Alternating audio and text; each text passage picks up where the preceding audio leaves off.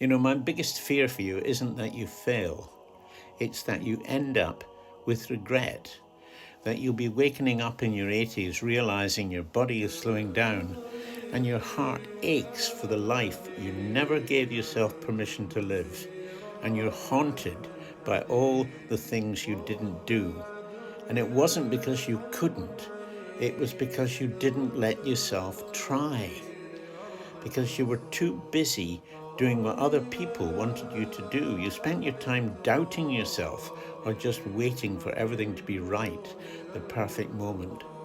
You don't want to carry unwanted dreams like baggage. You don't want to wonder what could have happened if you just decided to believe in yourself a bit more. You'll want to know that you took the risk, that you turned up, that you made bold decisions and then stood by them no matter how scared they made you. You didn't need a perfect life. What you want is a real one that is yours and yours alone, and most of all, a life that you were proud of.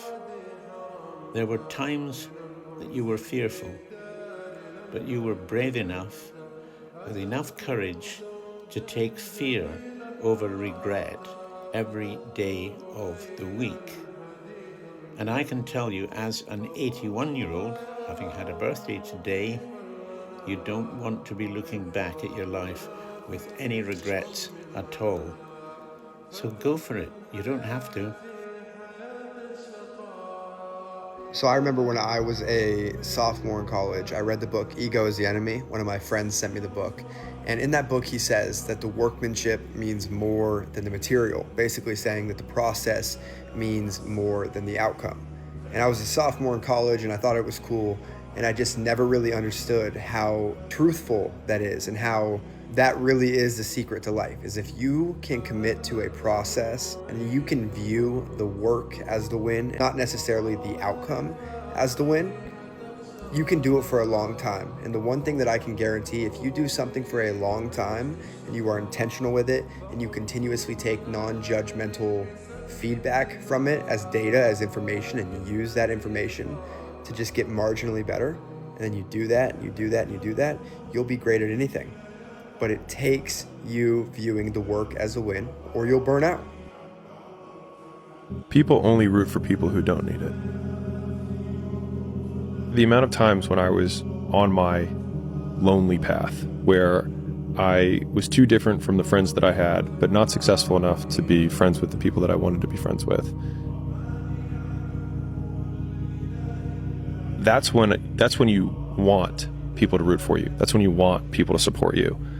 Once you've already won, people are like, he's amazing, he's so good. But like, that's the time when you need it the least. You always have to be the person who roots for you before everyone else does.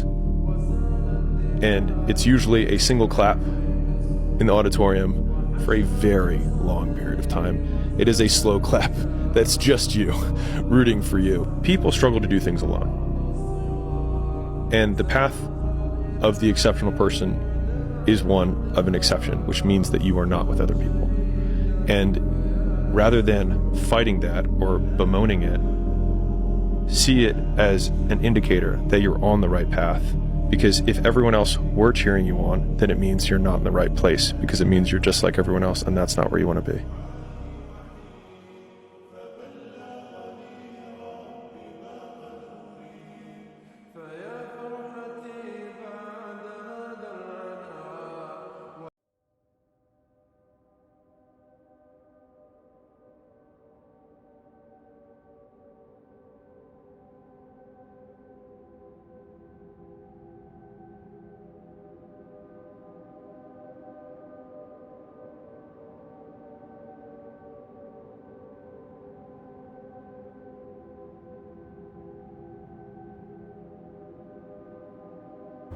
Alright guys, what's happening? It's been about like 1 month since we've hopped on here. Yeah, this is literally my first, it's not even a proper workout, it's my first workout in a month, I'd say. Because I train, as you guys know, I'm in Thailand, and I train 6 times a day,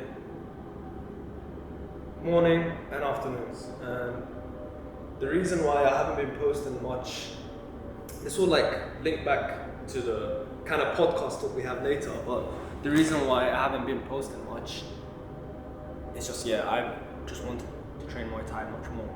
But it felt good. I'm not on creatine, I'm not on any supplement.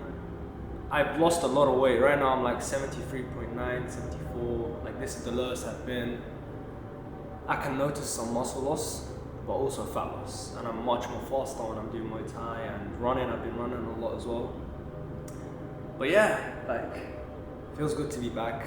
From now, I'll give you guys one. From now, I'm gonna be posting, I don't know, Sundays, Mondays, depends on the timing, because right now I've just finished, it's 11 a.m. and for you guys it's probably 1, 2 a.m, 3 a.m. and there's literally 3 fights until Ilia Topuria and Charles Oliveira, so I want to watch that, so I need to get this video done. I don't know, I literally don't know, look, it hasn't happened yet, so you guys say, oh, you already knew. It's the top one here. I'm gonna say Charles Oliveira, round 2, submission. Charles Oliveira, round 2 submission, that's my prediction.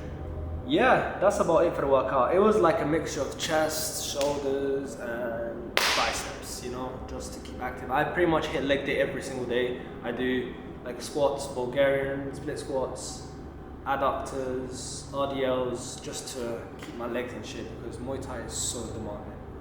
And the funny thing is, before I came here to train, I was like to myself, the best thing I could have done for myself, actually 2 things. First thing is just being fit. When you go to train here in Muay Thai, a lot of foreigners and just tourists that come to train, they're not fit. So instead of learning Muay Thai, they learn fitness. So it's kind of like you came here to train your cardiovascular system, VO2 max, whatever it is, but instead you could have been learning Muay Thai. So that's one thing I'm glad, alhamdulillah, I've always been an athletic, fit guy.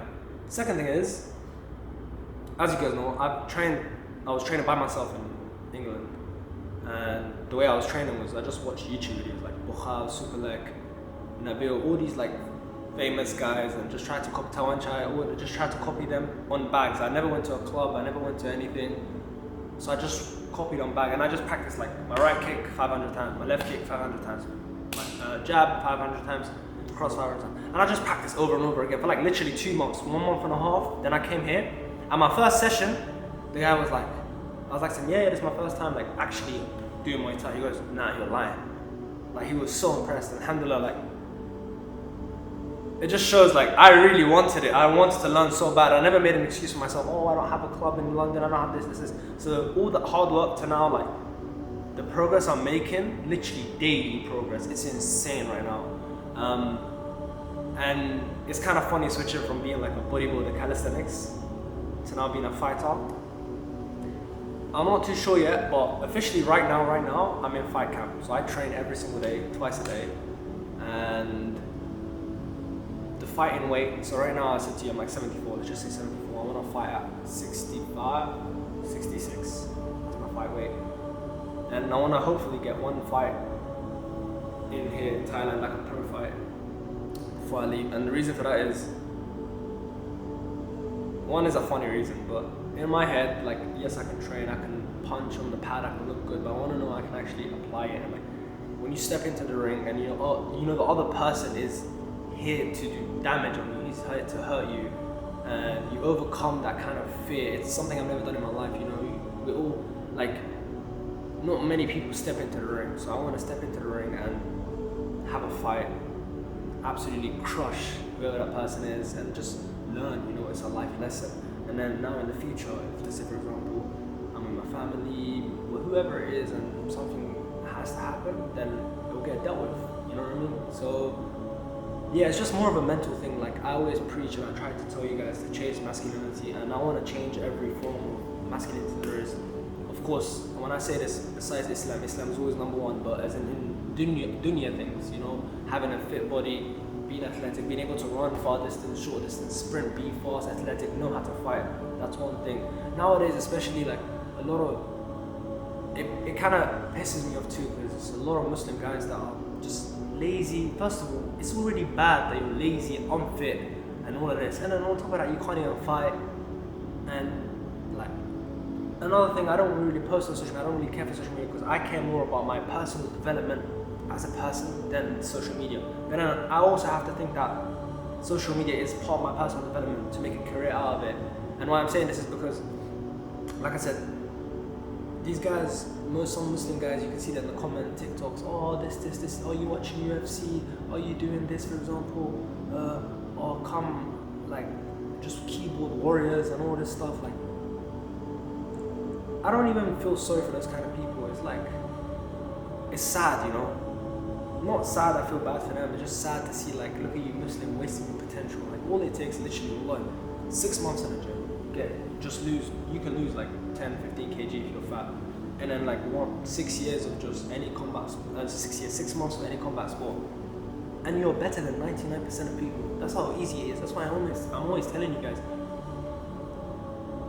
it's really easy. Okay? Like, the work is not simple, but like, to actually be better than anyone else, okay? I know we say do not compare, but I'm saying to you guys right now, to be literally the top echelon, one of the best performers in the world I'm talking about, you just lock in. It's so easy. 6 months gym, 6 months combat sport, just 1 year gym. 1 year gym. Like, I have a client right now, and it almost looks fake of how he looks like. He's been training me right now for 10 months right now. And before that, he was training nothing by himself like 3-4 years. He absolutely looks insane. And he always says to me, like, Khalil, I don't know, like, subhanAllah, alhamdulillah, I'm so grateful I met you. My confidence is better. You changed my life. And like, stuff like that is the reason why I want to do this stuff, because it just makes me so happy. And the fact that, you know, you've changed a Muslim person's life, like, you guys do not understand how much being fit changes your life. Because you guys think it's a joke, oh, this gym stuff, I can't find, like, this, it changes your life in so many ways. Life literally becomes easier. If you're fat, unhealthy, or too skinny, you're just living life on hard mode. It becomes easier, whether it's Islam, whether it's dunya things, working, making money, whatever it is. And I always say this to you guys, I use the gym as a metaphor. Always remember that.